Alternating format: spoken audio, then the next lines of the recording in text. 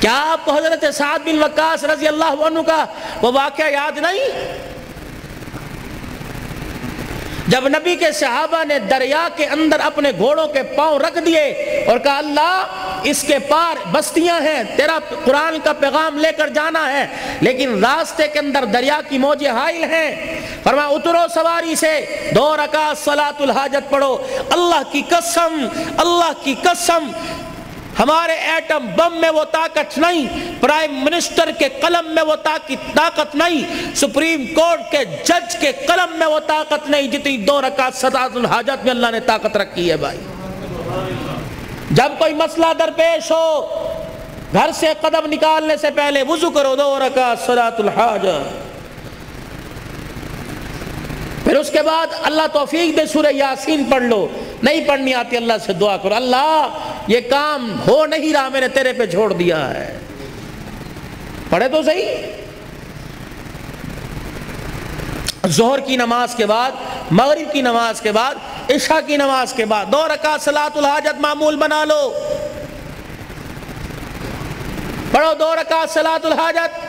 صحابہ اکرام نے پڑھی، فرمایا سوار ہو اور اللہ کا نام لے کے دریا کے اندر گھوڑے دوڑا دو۔ گھوڑے کے قدموں سے ایسی آواز آ رہی تھی جیسے روڈ پر سے آواز آتی ہو۔ ایک صحابی کا جب آپ دریا عبور کر لیا تو ایک صحابی کی آنکھوں میں آنسو دیکھے، کیوں رویا؟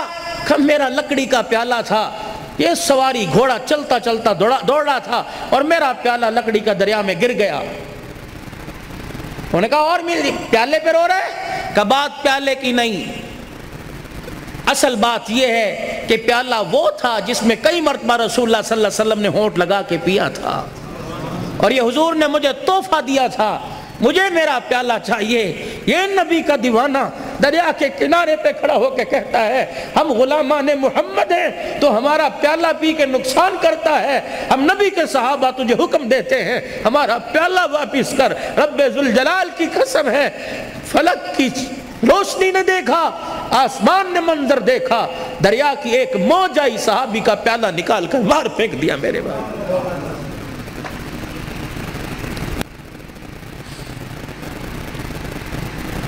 اللہ نے اس امت کو خیر امت بنایا، کوئی وجہ تو ہوگی بھائی، مال کی وجہ سے، خوبصورتی کی وجہ، کس وجہ سے اللہ نے اسے خیر امت بنایا؟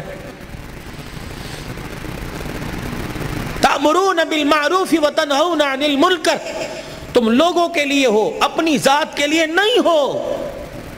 جیسے تمہارا نبی لوگوں کے لیے بچ گیا، لوگوں کے لیے مٹ گیا، نہ جس نے دن دیکھا نہ رات، نہ بھوک دیکھی نہ کپڑا دیکھا، جس نے دکھوں میں آنکھ کھولی، پیدا ہوا تو باپ کوئی نہیں، ماں بچپن میں چھوڑ کے چلی گئی، دادا ہاں۔ مدینے کے اندر صحابہ اکرام بیٹھے کہ یا رسول اللہ جب فتح مکہ ہوا ہم نے دیکھا آپ مکے کی گلیوں میں نکل گئے، کبھی دیواروں کو ہاتھ لگا کے رو رہے تھے، کبھی ایک دروازے پہ کھڑے ہو کے رو رہے تھے، کبھی آپ مکے کی گلی میں ادھر سے ادھر جا رہے تھے، کملی والے کیا چیز تلاش کر رہے تھے؟ او ہو ترکی کپڑے کا خیمہ تھا، اس خیمے میں بیٹھ کے جو میرا نبی رویا ہے۔ یا رسول اللہ کیوں روئے؟ فرمایا مکہ میرے ماں باپ کا آبائی گھر تھا، صحابہ 8 سال کے بعد گیا، مکے کی گلیاں دیکھ کے مجھے میری ماں آمنہ یاد آ گئی، میرا ابا یاد آ گیا، کندھے پر اٹھا کر میرا دادا مکے کی گلیوں میں پھرا کرتا تھا، میرا دادا یاد آ گیا۔ جس بوئے پہ کھڑے تھے کملی والے ایک دروازے کو دیکھ کے رونے لگ گئے، فرمایا یہ دروازہ میری خدیجۃ الکبریٰ کا تھا، اسلام کی ملکہ کا تھا، محسنہ کائنات کا تھا، مکے کی سب سے بڑی تاجرہ کا تھا۔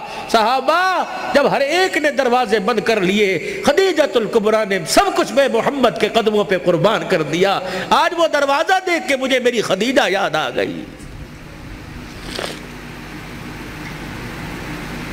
میں اپنے آپ کو مسلمان کیسے کہوں کہ مجھے باپ کے رشتہ دار پسند نہیں، مجھے ماں کے رشتہ دار پسند نہیں، مجھے تائے چاچے پسند نہیں، مجھے پھوپھیاں مامیاں پسند نہیں، مجھے بہنیں پسند نہیں،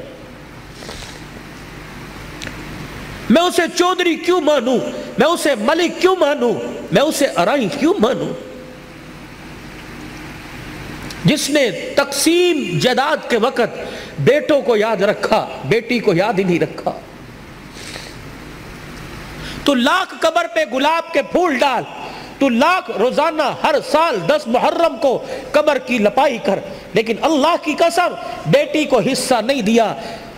گھر کی مفلسی اور گھر کے حالات پتلے دیکھ کر جب بیٹی کے گھر کا میٹر بجلی کا بل زیادہ آنے پر بجلی کٹے گی، گیس کا کنیکشن کٹے گا، جب ماں سے بچے روٹی مانگیں گے اور ماں دوپٹے میں منہ دے کے روئے گی، تو کیا اللہ تجھے قبر میں سکون کی کروٹیں دے گا؟ نہیں نہیں۔ بیٹیوں کو حصہ دو۔ بہت سخت پکڑ ہے، قیامت کا دن ہوگا، اللہ پوری روح زمین کو لوہے کی بنائیں گے، پھر جہنم میں اسے جہاں تک اس کی مرضی اس کو گرم کیا جائے گا، پھر اس پوری زمین میں سوراخ کر کے ایک جہنم کی زنجیر اس میں ڈالے گا۔ اللہ فرمائیں گے لاؤ، جس نے دنیا میں بیٹی کو حصہ نہیں دیا، یہ زمین کی سلیٹ اس کے گلے کے اندر ڈال دو اور درے مار مار کے پورے میدان محشر کا چکر لگاؤ۔ لوگ پوچھے یہ کون ہے؟ کہ یہ وہ ظالم ہے جس نے تقسیم وراثت جائیداد کے وقت اپنی بیٹیوں کو یاد نہیں رکھا تھا۔ اچھا مجھے ایمانداری سے بتلاؤ، بیٹیوں کو حصہ نہ دینے پر تمہاری کون سی صحت میں اضافہ ہوتا ہے؟ بیٹے کون سا تمہیں سونے کے چمچے سے منہ میں تمہارے خوراک ڈالتے ہیں؟ اور یاد رکھنا، مرنے کے بعد بیٹے، اللہ ان کو زندگیاں دے، بیٹے جائیداد کے وارث ہوتے ہیں، لیکن بیٹیاں جب تک زندگی ہے باپ کی چرپائی کی وارث ہوتی ہیں، نہیں بھولتیاں، کمیٹیاں ڈال ڈال کے باپ کا ختم کروائیں گی، اپنے خامد سے مانگ مانگ کر پیسے جوڑ جوڑ کے جا مسیطے مٹھائی دیا، مولوی صاحب نو کہیں میرے ابو نو سال ہو گیا دعا کر دیں۔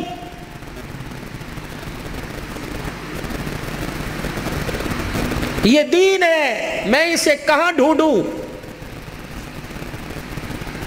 میں اسے کس خطیب کی زبان پہ تلاش کروں؟ کس مورخ کی تاریخ میں تلاش کروں؟ کون سے فسانے اور کون سے ناول میں اور کون سے سنڈے میگزین اور ایکسپریس اور نوائے وقت اخبار میں تلاش کروں؟ یا معاذ، میں تجھے دین کا خلاصہ نہ بتلا دوں؟ نماز اپنی جگہ، روزہ اپنی جگہ، حج زکوٰۃ یہ ارکان اسلام ہے، بنیاد اسلام کی ہے، میں تجھے دین کا خلاصہ نہ بتا دوں؟ کہ جی یا رسول اللہ، اپنی زبان مبارک اپنے ہونٹوں سے باہر نکالی اور اپنی انگوٹھے اور انگلی سے پکڑی، فرمایا کف ھذا، اسے قابو میں رکھیو۔ اے معاذ، قابو میں رکھنا۔ کسی نے گالی دے دی، کسی نے بدتمیزی کر دی، اس کی بدتمیزی پر تو مسکرا دیا، قیامت کے دن تہجد گزار پیچھے کھڑے ہوں گے، تو آگے کھڑا ہوگا۔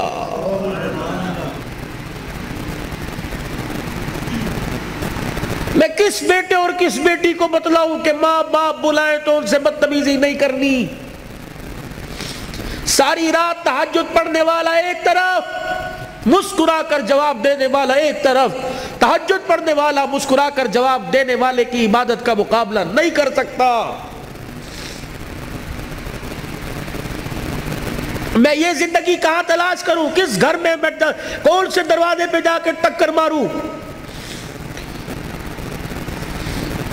یہ کوئی عمریں ہیں؟ 40 سال کی عمر میں سفید بال کر کے بیٹھے ہو، 45 سال کے اندر نظر بھی چلی گئی، ہاتھ کمزور، ہاتھوں میں راشا، ڈنڈا لے کے چل رہے ہو، یہ عمریں ہیں؟ تم نے تو دیسی گھی پیے ہیں، تم بوڑھے کیوں ہو گئے؟ تمہیں تمہاری بیماری نے، تمہیں تمہاری عمر نے بوڑھا نہیں کیا، اولاد کے دکھوں نے بوڑھا کر کے رکھ دیا ہے۔ جس بیٹے کے لیے جھولی پھیلا پھیلا کے مانگا، آج اسی بیٹے کو دیکھ کے کہتا اللہ یا اسے اٹھا لے یا مجھے اٹھا لے۔ کیوں؟ تیرے میرے گھر کے اندر سب کچھ ہے لیکن نبی والی زندگی نہیں ہے۔ اللہ کی قسم، لوگ کہتے ہیں کم بچے خوشحال گھرانہ، میں کہتا ہوں نیک بچے خوشحال گھرانہ۔ بھائیوں، حضور والی زندگی کی تلاش میں نکلو۔ حضور والی زندگی کی تلاش میں نکلو، میرے نبی کی پیاری زندگی کو گھر میں لے کے آؤ، بازار میں لے کے آؤ، کاروبار میں لے کے آؤ، شادی بیاہ میں لے کے آؤ۔